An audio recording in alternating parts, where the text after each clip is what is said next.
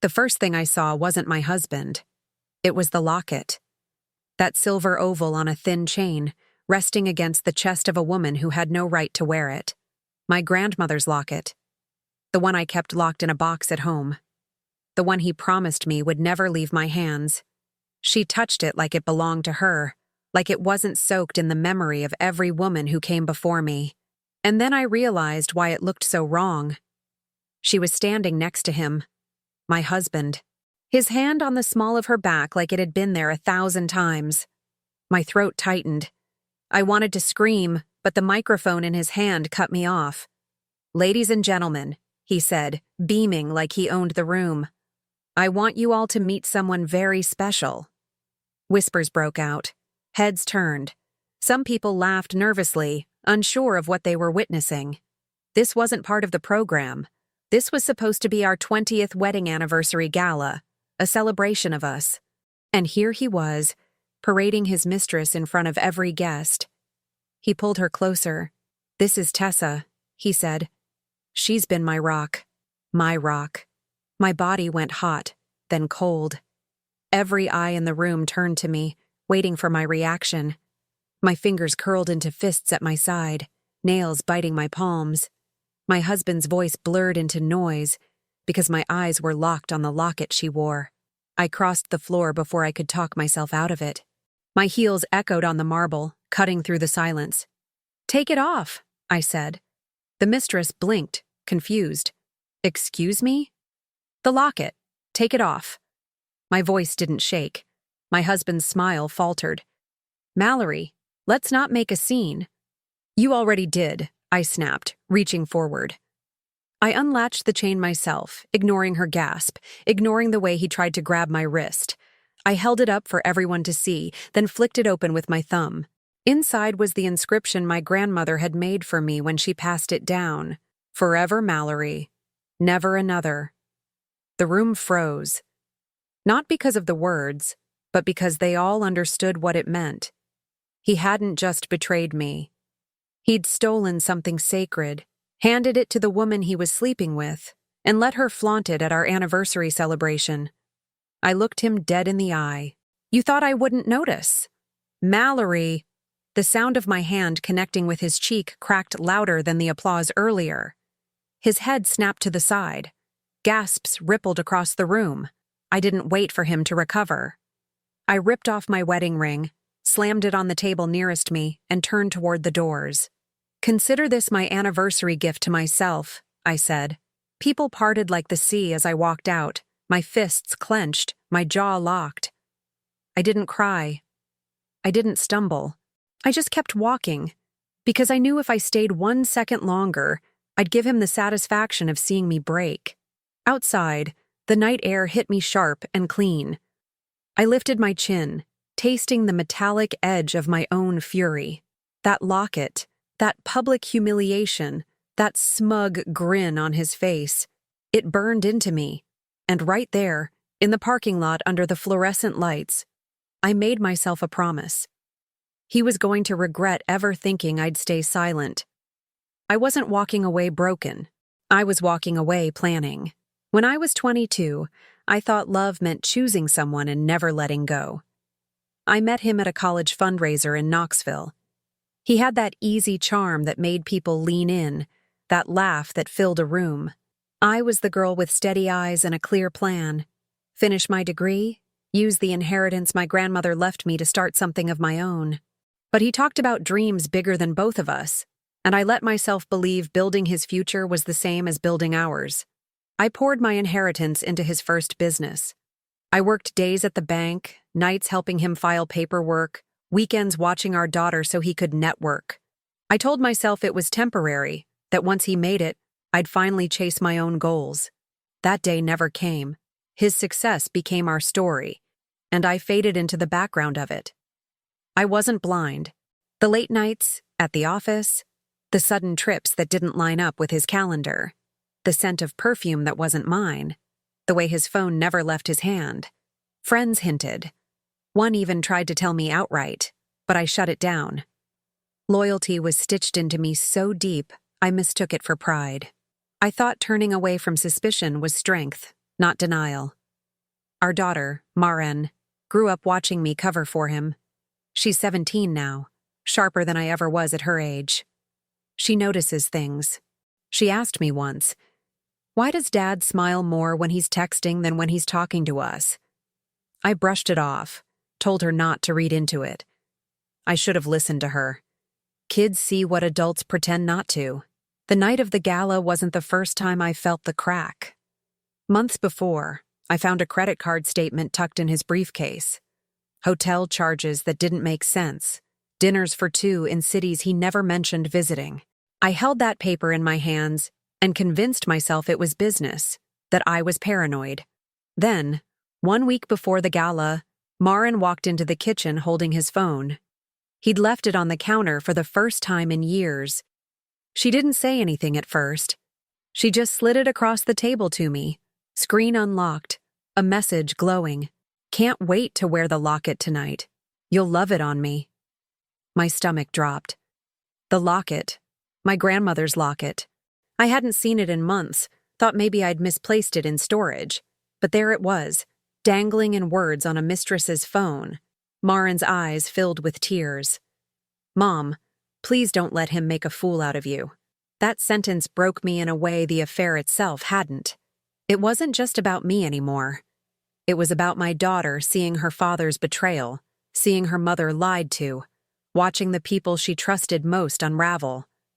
I kissed her forehead, told her I'd handle it. But inside, I knew the truth.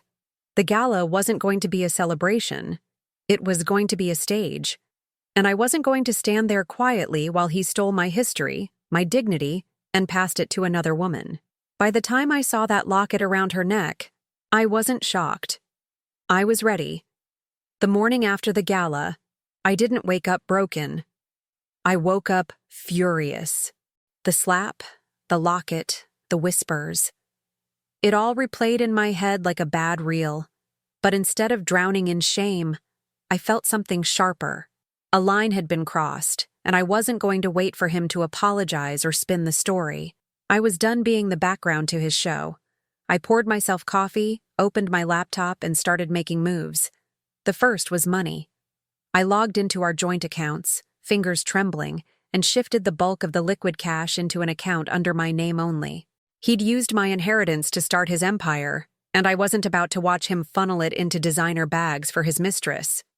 When I hit transfer, I felt a rush.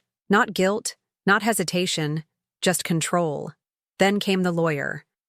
I'd avoided that conversation for years, telling myself divorce wasn't an option, that it would ruin Maren, that it would destroy everything we'd built. But humiliation has a way of stripping away excuses. I Googled top divorce attorneys Knoxville and dialed the first number that came up.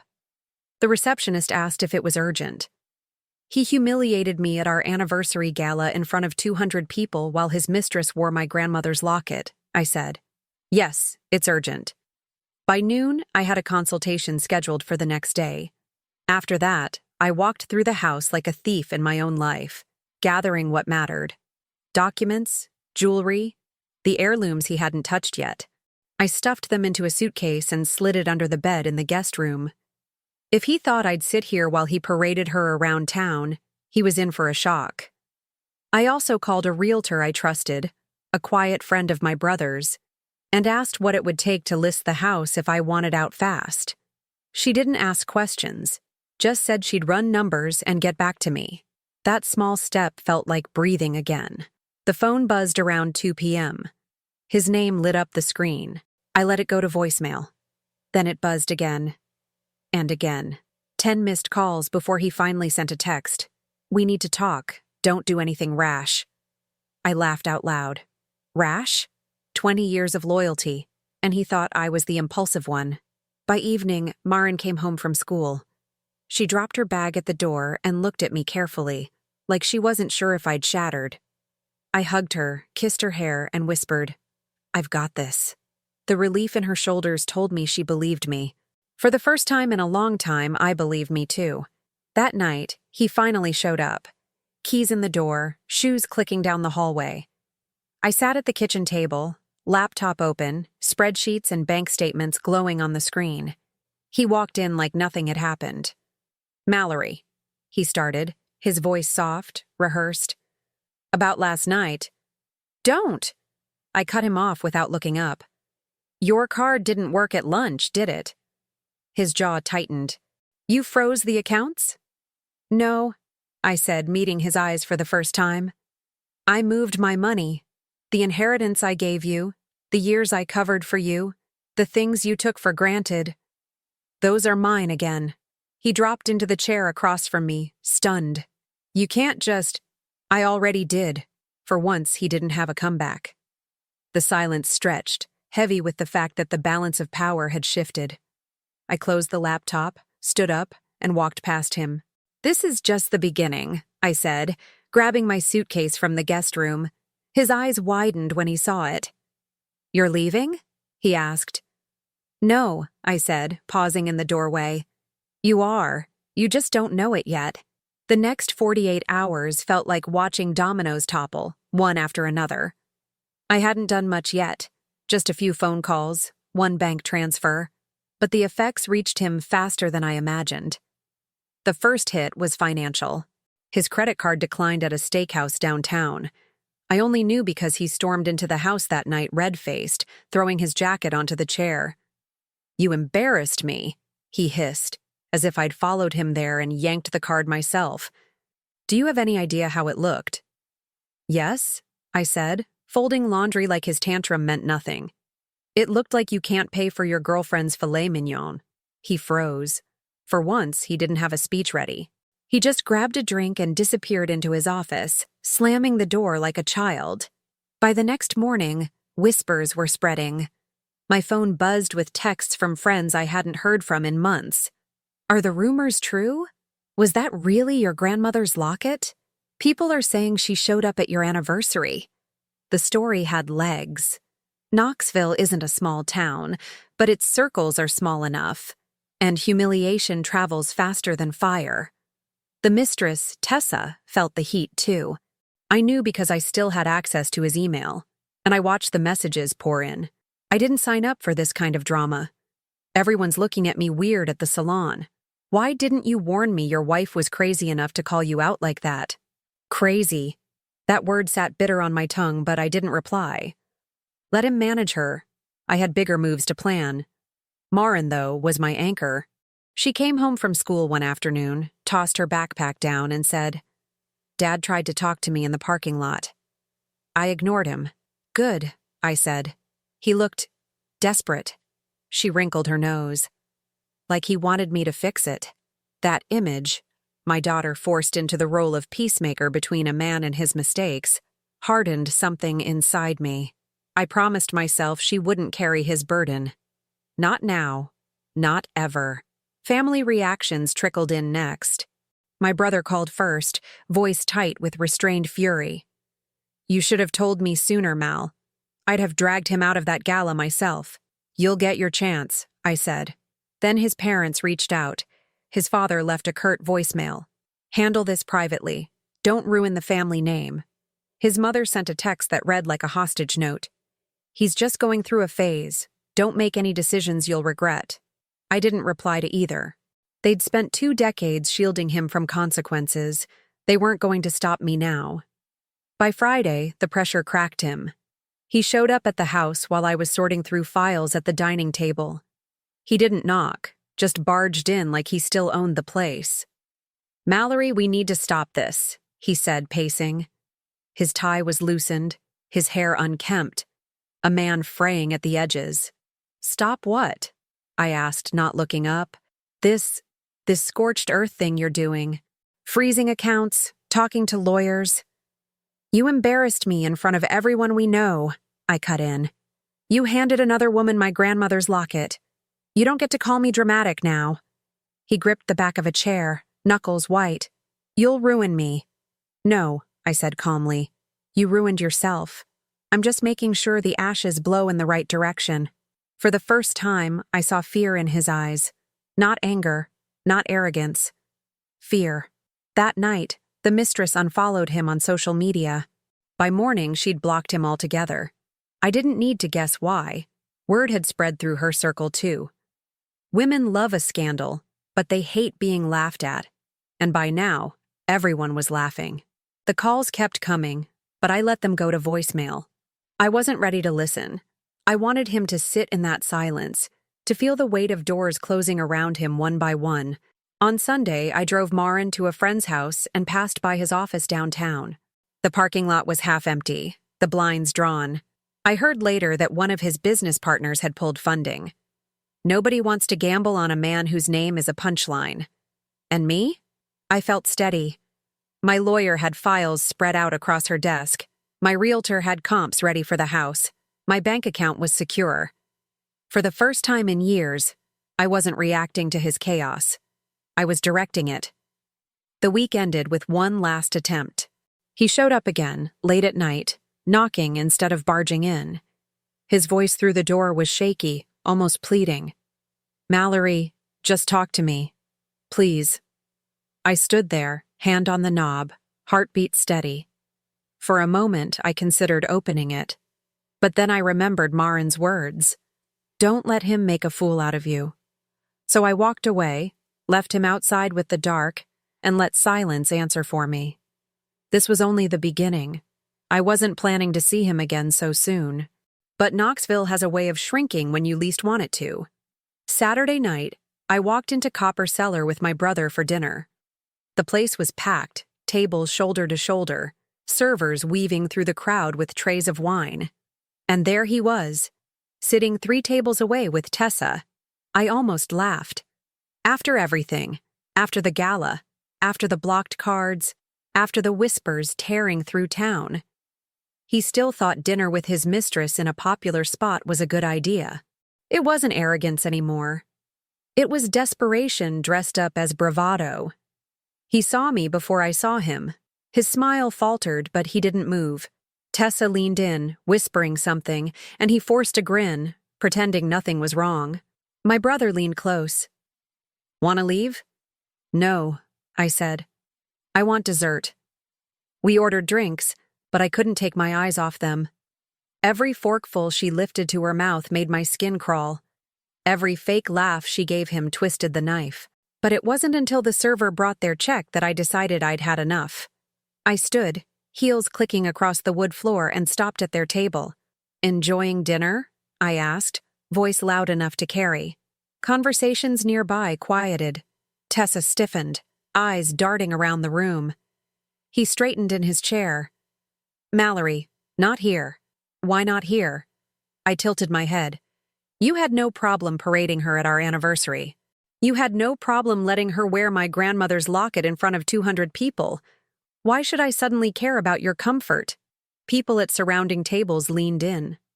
Forks paused mid-air. Tessa muttered, "This is ridiculous," and reached for her bag. But I wasn't finished. I pulled a folded sheet of paper from my purse and dropped it on the table between their plates. "Recognize that?" He glanced down, color draining from his face. It was a printout of one of his hotel receipts. Date, time, room service for 2. A neat little record of betrayal. The gasp from the table beside us was loud. Someone's phone camera clicked. "You really should be more careful with your statements," I said, my voice steady. "But then again, careful has never been your strong suit, has it?" He shoved the paper aside, hissing, "You're making a scene." "Good," I snapped. "Scenes are the only language you understand." By now, the whole section of the restaurant had gone silent. I felt every pair of eyes on me, and for the first time I didn't shrink from it. I welcomed it. Tessa pushed back her chair. "I'm not doing this." She grabbed her coat, muttered something under her breath, and stormed out. The door swung shut behind her, leaving him alone under the weight of every stare. I leaned in just enough so he couldn't mistake the steel in my voice. "You built your life on my back, with my money, with my loyalty, and you threw it all away for this? A woman who can't even sit through one confrontation without running?" His mouth opened, but nothing came out. Just the sound of a man stripped bare. I straightened, slipped the receipt back into my purse, and looked around at the crowd. "For anyone still confused," I said loud and clear, "this is what betrayal looks like. A murmur rippled through the restaurant. Someone clapped once, then stopped, embarrassed. But the damage was done. My words weren't just for him. They were for every ear that carried stories back to his business partners, his family, his so-called friends. I turned on my heel and walked back to my table, shoulders square. My brother slid a glass of wine toward me. "Well?" he said, smirking. "That'll make the rounds." It did. By the time I got home, my phone was buzzing again. Screenshots of me standing at his table had already surfaced on Facebook. Someone had caught my line on video. "This is what betrayal looks like." And it was spreading fast. By morning, he called, then texted, "You humiliated me. Do you realize what you've done?" I didn't reply. I didn't need to. His humiliation was the reply. For the first time in years, I felt tall, and this was only his second fall. By Monday morning, his humiliation had taken on a life of its own. The clip from the restaurant, me standing over him, my voice ringing out, "This is what betrayal looks like," had racked up thousands of views. Knoxville isn't Hollywood, but word spreads like wildfire when someone well-connected falls from grace. It was on Facebook groups, local gossip accounts, even clipped into a TikTok with the caption, "Locket Gate." At first, I thought he'd stay quiet, let the noise die down. But he never could stand being the punchline. By Tuesday, he made his move. He booked himself on a local radio show, the kind that feeds on morning commuters and scandal junkies. I heard his voice driving Marin to school, smooth and practiced like the man I once believed in. "I've been dealing with a very difficult situation at home," he told the host, sighing deeply. "My wife, well, she's struggling emotionally. 20 years is a long time, and sometimes people just unravel. I love her, but she's not herself." Marin's hands gripped the dashboard. He did not just say that. I clenched the wheel. He did. He spun himself as the patient husband, the victim of a wife losing control. He even mentioned mental health, painting me as unstable. It was calculated, cruel, and exactly the kind of narrative men like him think will save them. But the internet doesn't stay loyal for long, especially when receipts start to surface. By that afternoon, screenshots of his texts with Tessa hit Twitter. Screenshots I hadn't leaked, which meant someone else had access. Maybe her, maybe a friend she trusted more than him. The messages were explicit, crass, filled with promises of, "When Mallory's out of the way," and "You'll have everything soon." The kicker? One message about the locket. "She never even noticed it's gone. You wear it better than she ever did." That one spread like gasoline meeting flame. Hashtags sprouted. Locket Gate. How wear it better. Team Mallory. People weren't laughing at me anymore. They were laughing at him. Memes of him holding out a locket with captions like, "Forever Mallory until brunch with Tessa," cluttered my feed. His office phones lit up with reporters. Business partners ducked his calls.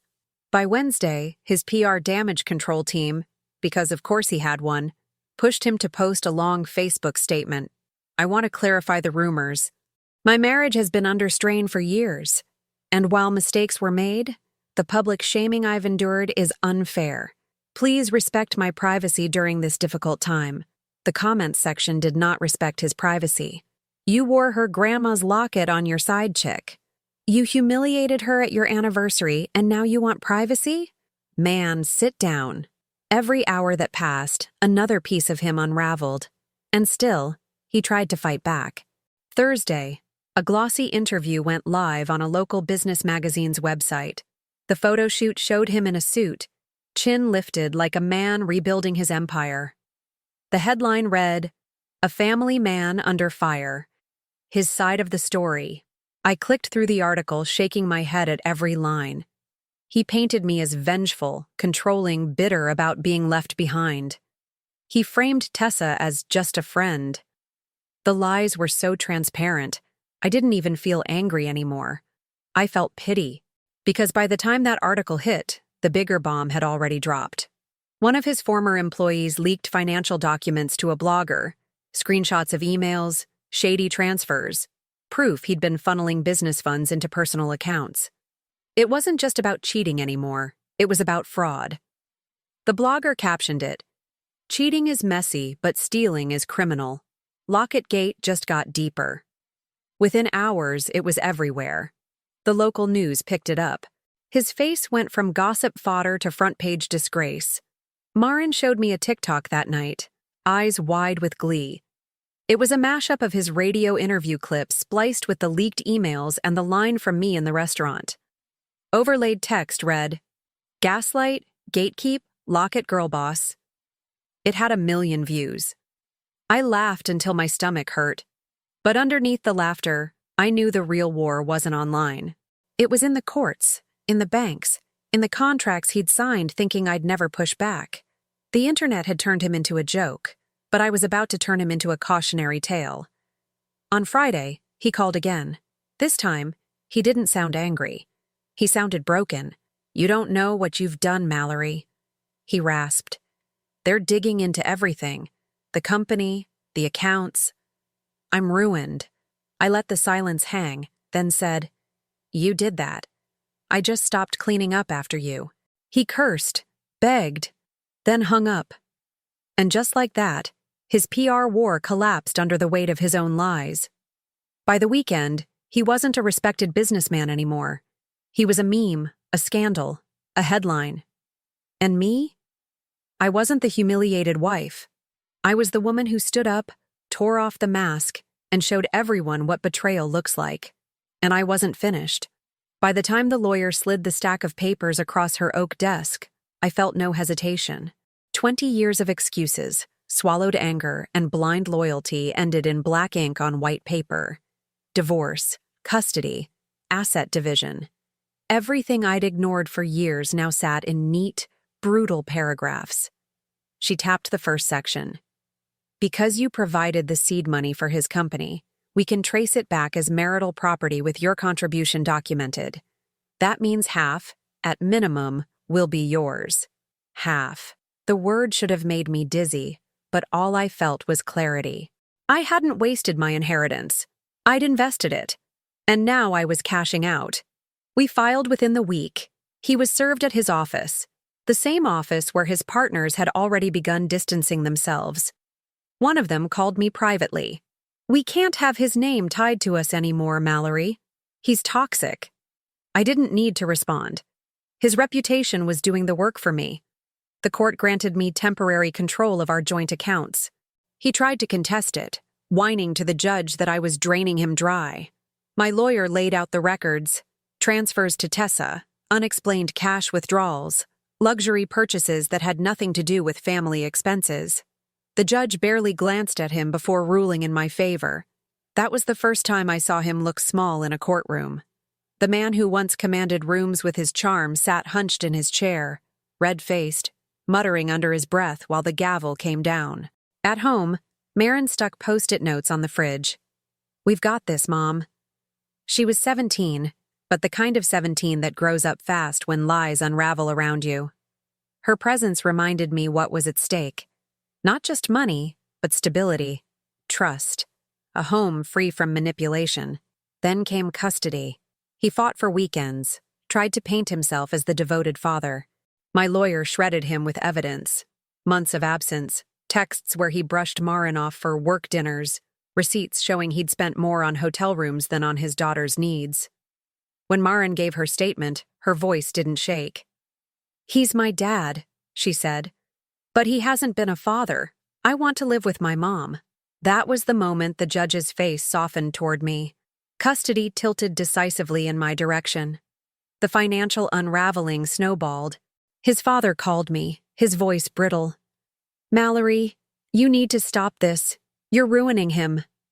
"I'm not ruining him," I said evenly. "He did that himself. I'm just not cleaning it up anymore." 2 days later, I heard his father cut him off entirely. The family trust was closed to him.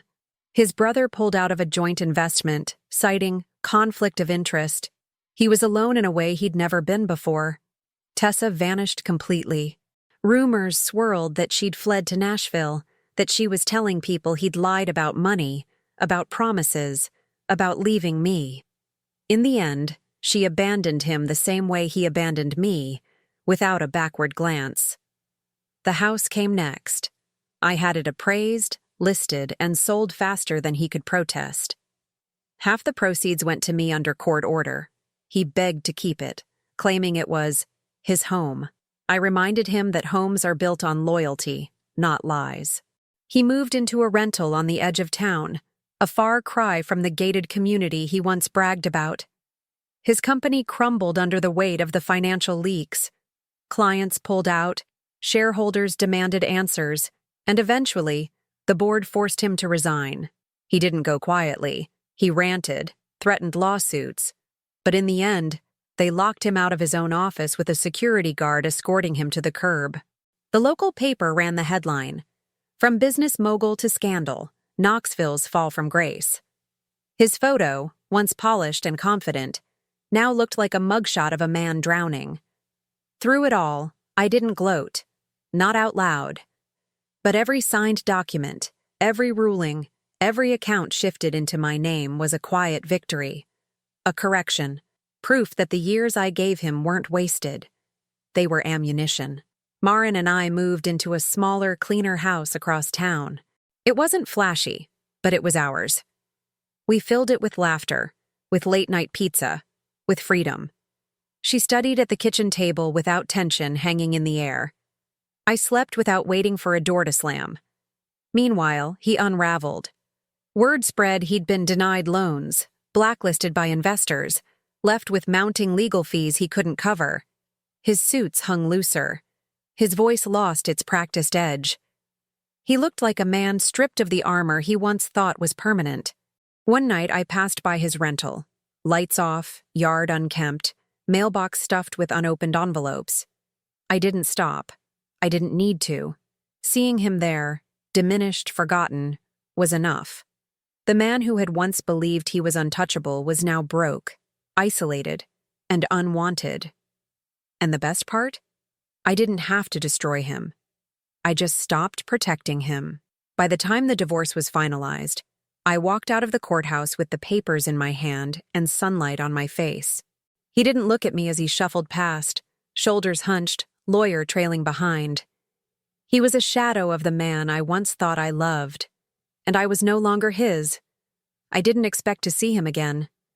After the court hearings, after the headlines, after watching his empire collapse piece by piece, I thought he'd disappear into the wreckage. But one rainy Thursday evening, he showed up. I heard the knock first. Soft, uneven, almost apologetic. When I opened the door, he was standing there drenched, hair plastered to his forehead, suit jacket hanging off his shoulders like it didn't fit anymore. His eyes were hollow, and for the first time in 2 decades, he looked smaller than me. "Mallory," he whispered. "Please." Every instinct told me to slam the door, but a part of me wanted to see him like this, stripped of the arrogance, the charm, the mask. So I let him in. He stepped inside cautiously, as if the floor might reject him. His shoes left wet tracks on the hardwood. He glanced around the living room, at the framed photos of Marin and me, at the house that wasn't his anymore. "You look different," he said. "I am different," I replied, folding my arms. He nodded, swallowing hard. "I don't even know where to start. I've lost everything, Mallory. The company, the house, my family, even Tessa. Don't say her name in my home." He flinched. "Sorry, I thought she'd be there, and she wasn't. No one is. I have no one left." I studied him, the man who once strutted through rooms like he owned the air people breathed. Now he was hunched, begging, stripped bare.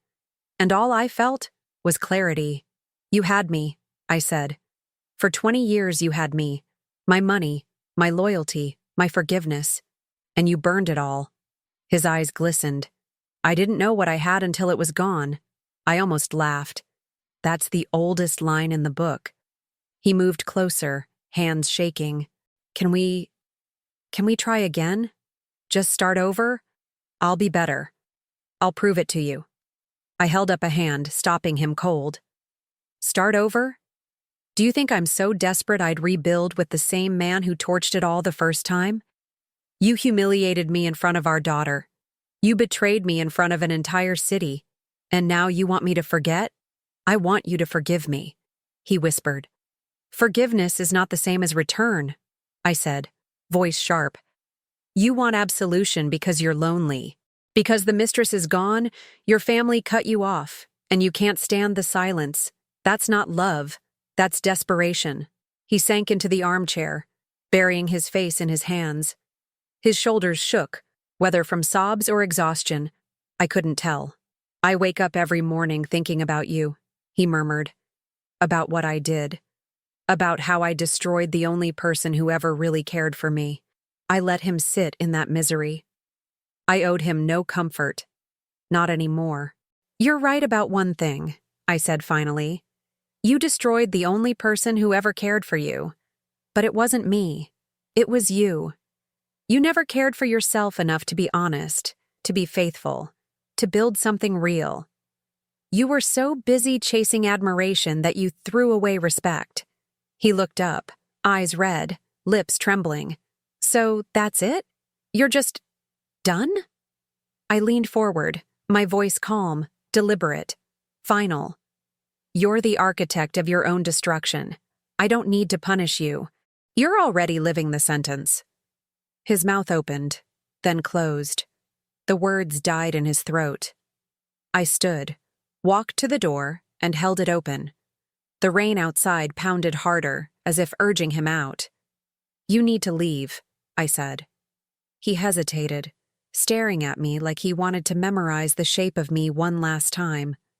Then he rose, shoulders slumped, and shuffled toward the door. As he stepped onto the porch, I added one last truth. Don't mistake this for victory or for hatred. It's freedom. Mine, not yours. The door shut behind him with a quiet click. I stood in the silence, breathing deeply, steady. For the first time in 2 decades, I felt no weight on my chest.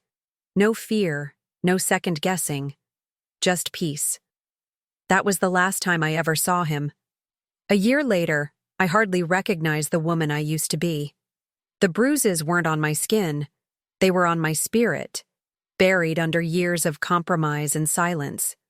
Now, when I look in the mirror, I see someone sharper. Someone who doesn't wait for permission to live. Marin and I settled into a rhythm in our new house. It's smaller, yes, but it's filled with things that are ours alone. Saturday mornings smell like pancakes and coffee, not tension. Evenings are quieter, softer, filled with laughter echoing off walls that don't hold secrets. She applied to colleges, her essays full of honesty about resilience and independence. She doesn't say it directly, but I know watching me stand up to her father changed her. She carries herself taller now. I built something for myself too. The realtor who helped me sell the house offered me a chance to work with her part-time. It started as paperwork, phone calls, busy work. But I remembered I had a sharp mind for numbers, for people, for deals. Within months, I wasn't just helping. I was closing. Clients trusted me. They saw the steadiness in me, the refusal to be fooled twice. By spring, I had my license. For the first time in decades, I wasn't his wife. I was Mallory Brooks, realtor, provider, survivor, woman with her own name on her own paycheck. Sometimes I still hear his name. Knoxville is small enough that you can't avoid every shadow. Someone will mention seeing him, thinner now, working odd jobs, borrowing couches to sleep on. The man who once had more business cards than friends has none of either now. He's a ghost that people pass without stopping. Do I pity him? No. Pity implies I still carry him with me. I don't. He taught me what betrayal looks like, and in the process, he taught me what freedom feels like. That's the irony. His destruction became my rebirth. Marin asked me once, late at night, if I ever missed him. I thought about it carefully before answering. I miss the woman I thought I was when I loved him, I said. But I don't miss him. She nodded, and I saw relief in her face. She doesn't need to carry the weight of my longing, because there isn't any. There's only forward. The locket sits on my dresser now. I had it cleaned, polished, the inscription still etched inside. Forever Mallory. Never another. For years, I thought those words were about permanence with him. Now I understand they were about permanence with myself. My worth. My boundaries. My name. Life doesn't look the way I imagined at 22. But it looks honest. And honest is better. When I walk through a closing with a client, when I hug Marin after a college acceptance email, when I sit on my porch with coffee watching the sun climb over Knoxville, I feel it. The weight is gone. Betrayal was the fire, but freedom is the air I breathe now, and I'll never give it back. Thank you for watching. If this story resonated with you, share your thoughts or even your own experience in the comments. I'd love to hear them. Don't forget to hit the like button and subscribe for more powerful stories. Your support means everything and keeps this journey alive.